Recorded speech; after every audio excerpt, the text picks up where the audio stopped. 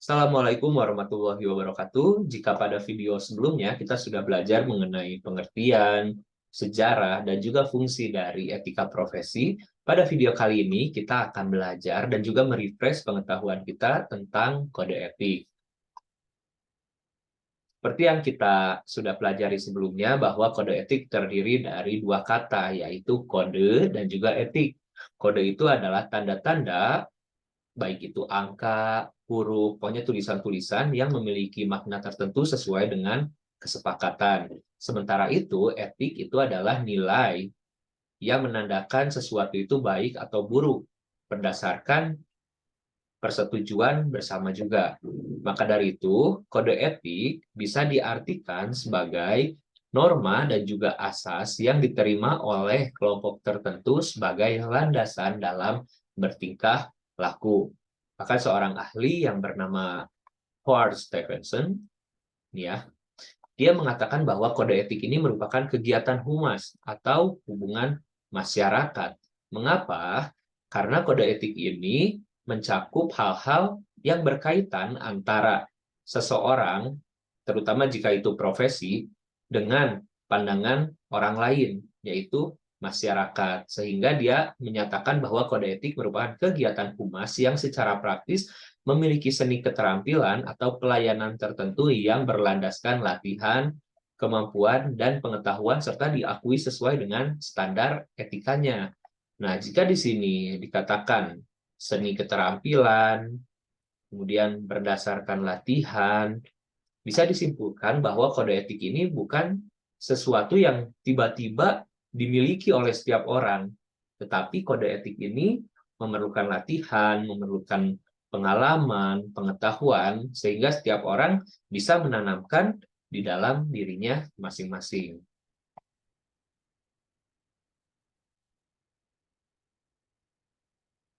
Lanjut. Nah, adapun ciri-ciri dari kode etik ya, biasanya itu adalah suatu aturan yang tertulis dan juga disusun secara sistematis, disusun secara sengaja berdasarkan prinsip-prinsip moral yang berlaku. Kemudian tujuannya apa? Yaitu agar profesional dapat memberikan jasa dengan sebaik-baiknya, dan yang kedua, menghindari atau mencegah perbuatan yang tidak profesional. Oke, ini adalah tujuannya. Jadi mirip ya, tujuan dari kode etik, etika profesi. Intinya adalah bagaimana kita meningkatkan kualitas dari si profesional tersebut. Oke, dan jika berbicara tentang kode etik, tentunya tidak semuanya bisa menerapkan dan juga tidak semuanya berjalan dengan lancar. Ada berbagai pelanggaran atau hal-hal yang tidak sesuai dengan kode etik, baik itu dalam suatu perusahaan, dalam suatu organisasi, bahkan dalam keluarga gitu. Nah, hal ini bisa terjadi karena beberapa hal. Di sini sudah dijabarkan penyebab-penyebab dari terjadinya pelanggaran kode etik, tidak berjalannya kontrol dan pengawasan. Oke, jadi kontrol atau pengawasan itu tentunya penting, karena ketika seseorang itu bisa berbeda ketika dia diawasi dan juga tidak diawasi. Tidak semua orang bisa mengontrol dirinya masing-masing. Yang kedua, organisasi profesi tidak dilengkapi dengan sarana dan mekanisme bagi masyarakat untuk menyampaikan keluhan. Nah, jika tidak ada keluhan dari masyarakat, tentunya organisasi profesi tersebut mungkin tidak menyadari gitu bahwa mereka melakukan sesuatu di luar hal yang seharusnya. Jadi merasa semua yang mereka lakukan itu baik karena tidak pernah ada yang mengkritik, tidak pernah ada yang memberikan keluhan, memberi masukan. Nah, jika seperti itu, tentunya itu akan menurunkan kualitas dari si profesionalnya. Maka dari itu sekarang sudah mulai banyak ya institusi, organisasi, kantor yang membuat atau memfasilitasi masyarakat untuk menyampaikan keluhan baik secara langsung di tempat atau secara online di website gitu, membuat kolom aduan. Contohnya seperti itu. Yang ketiga, rendahnya pengetahuan masyarakat mengenai substansi kode etik profesi. Nah, untuk yang ketiga ini, solusinya adalah dengan sering-sering melakukan sosialisasi kepada masyarakat terkait profesinya, terkait tupoksinya, terkait kode etiknya, karena masyarakat hanya mengetahui bahwa oh itu kerjanya memang seperti itu, harusnya seperti ini, tidak boleh seperti ini. Tapi akan lebih baik jika ada sosialisasi mengenai substansi kode etik profesi agar pengetahuan masyarakat bisa meningkat. Yang terakhir adalah belum terbentuknya kultur dan kesadaran. Belum terbentuknya kultur dan kesadaran. Ini memang sulit ya. Berbicara ini lebih ke pribadi masing-masing. Belum terbentuknya kultur dan kesadaran dari para pengemban profesi. Tapi jika hal yang ini bisa diterapkan, doa ini, saya rasa yang ini akan lebih mudah tumbuh dari masing-masing individu. Oke, tadi dibahas bahwa kode etik itu adalah norma dan asas. Jadi norma itu adalah aturan yang dipakai untuk menilai sesuatu. Tentunya pandangan setiap orang terkait aturan ini ada banyak sumbernya, baik dari agama, kesusilaan, kesopanan atau adat, dan juga hukum. Nah, kalau yang agama, kemudian adat istiadat, itu kan peluang untuk berbedanya itu sangat luas ya. Karena satu agama dengan agama yang lain tentunya memiliki aturan yang berbeda. Adat yang satu dengan adat yang lain juga berbeda. Terlebih lagi kita berada di negara Indonesia yang memiliki beberapa agama yang resmi diakui secara nasional dan banyak juga agama-agama tradisional yang tidak diakui secara nasional gitu. Tapi ada. Dan juga adat istiadat. Kita memiliki ratusan suku di sini menyebabkan adanya juga ratusan adat istiadat yang berbeda. Maka dari itu, dalam penerapan kode etik, aturan yang dipakai untuk menilai sesuatu itu baik atau buruk itu adalah hukum. Hukum. Karena tentu saja ini landasan negara Indonesia, adalah Indonesia sebagai negara hukum. Nah, jadi hukum itu adalah sesuatu yang menyentuh kehidupan manusia sehari-hari, mengatur apa yang bisa dan yang tidak bisa dilakukan, dan juga bisa digunakan untuk menyelesaikan perselisihan, menghukum, dan juga memerintah. Nah, jadi jika terjadi suatu pelanggaran antara beberapa golongan yang berbeda adat istiadat atau agamanya, maka akan lebih baik jika langsung saja menggunakan aturan dari hukum. Oke. Nah, itu sekilas mengenai kode etik. Nah, sekarang adalah kode etik profesi. Jadi ya pengertiannya masih mirip juga, hanya saja di sini ada istilah diterapkan dan diterima oleh kelompok profesi yang menyerahkan atau memberi petunjuk pada anggota sebagaimana seharusnya. Jadi kode etik profesi ini lebih khusus lagi ya, lebih khusus diterapkan pada kelompok profesi. Nah, sekali lagi kita refreshing pengetahuan kita bahwa profesi itu adalah pekerjaan yang dilandasi pendidikan dan juga keahlian tertentu menurut Kamus Besar Bahasa Indonesia. Apa aja sih kriterianya profesi? Itu bisa dilihat di sini. Meliputi bidang tertentu, berdasarkan keahlian dan keterampilan khusus, bersifat tetap atau terus-menerus, lebih mendahulukan pelayanan daripada imbalan, terkelompok dalam suatu organisasi. Nah, jika sudah memenuhi kriteria-kriteria berikut, bisa dikatakan bahwa itu adalah suatu profesi. Kemudian, sifat dari kode etik profesi, yang pertama adalah kode etik profesi merupakan produk terapan.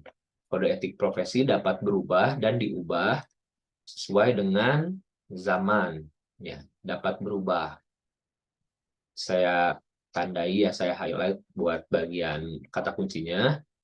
Kemudian kode etik profesi merupakan hasil pengaturan. Jadi hasil konfigurasi sudah disesuaikan dengan perwujudan nilai moral yang hakiki dan tidak dipaksakan dari luar. Nah, kemudian kode etik profesi menjadi tolok ukur perbuatan anggota kelompok profesi. Kode etik profesi merupakan upaya pencegahan. Upaya pencegahan.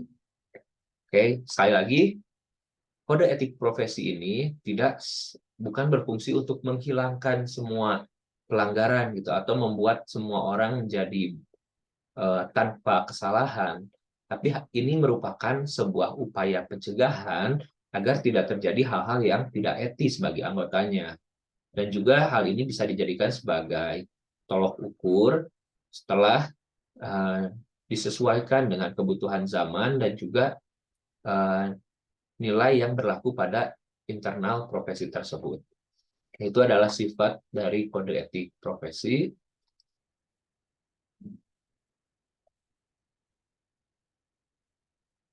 Oke, sekarang adalah fungsi dan tujuan dari kode etik profesi menurut Sumaryono. Ini masih tidak jauh berbeda juga dengan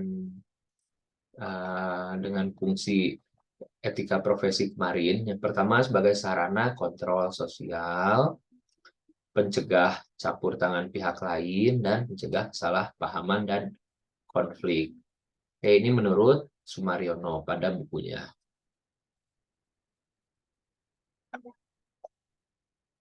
Oke, setelah kita belajar mengenai kode etik profesi, kriteria, fungsi, dan tujuan, sekarang kita ambil beberapa contoh kode etik dari suatu profesi. Di sini kita ambil sebagai contoh adalah konsultan, karena banyak juga ya konsultan yang memiliki spesialisasi atau target di bidang teknik lingkungan, konsultan lingkungan.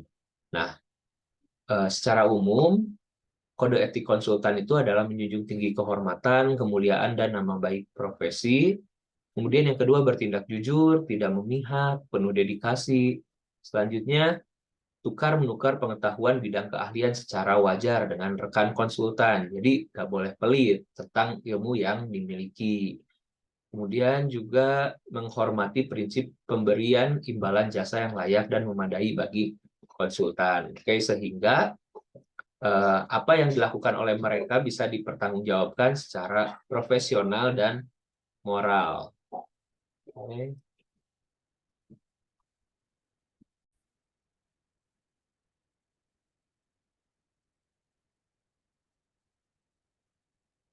oke, masih kode etik konsultan. Selanjutnya adalah menghargai dan menghormati reputasi profesional. Jadi harus menghargai sesama konsultan, apalagi jika sudah ada perjanjian kerja yang berhubungan dengan profesinya. Itu nggak boleh asal melanggar.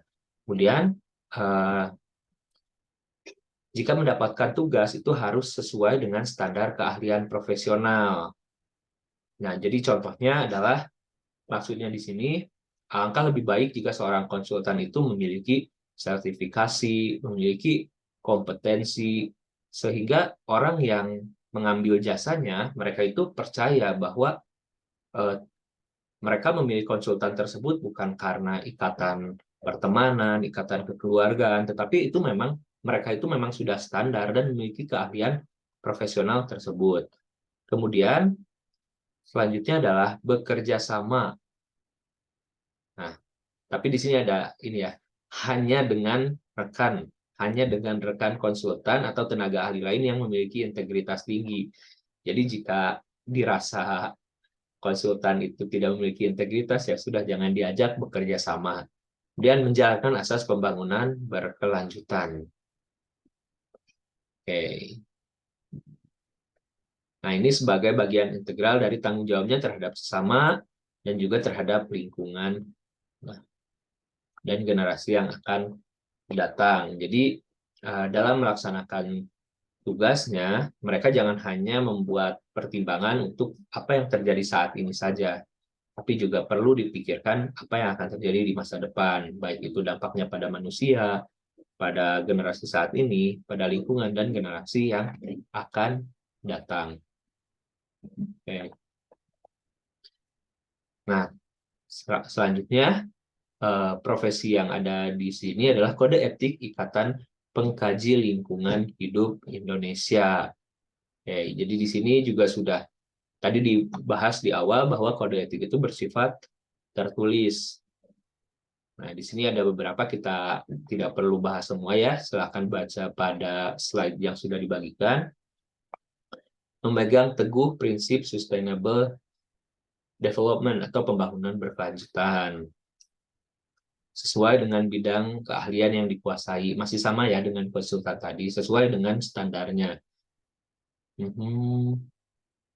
Jadi bisa melakukan kajian atau studi atas nama Inkan Lindo, atau bisa juga bersifat independen. Dapat menginformasikan hasil kajiannya kepada publik dengan mempertimbangkan tidak melanggar asas profesionalisme dan integritas profesi. Nah, biasanya jika di awal itu sudah ada perjanjian antara konsultan atau misalnya pengkaji dengan perusahaan, dan di kontraknya itu ada kerahasiaan, itu pun harus dipegang, gitu. Harus dipegang, tidak boleh sampai dilanggar. Pengkaji lingkungan hidup tidak akan membantu atau mendukung pengkajian lingkungan hidup yang bertentangan. Ya, bagus nih.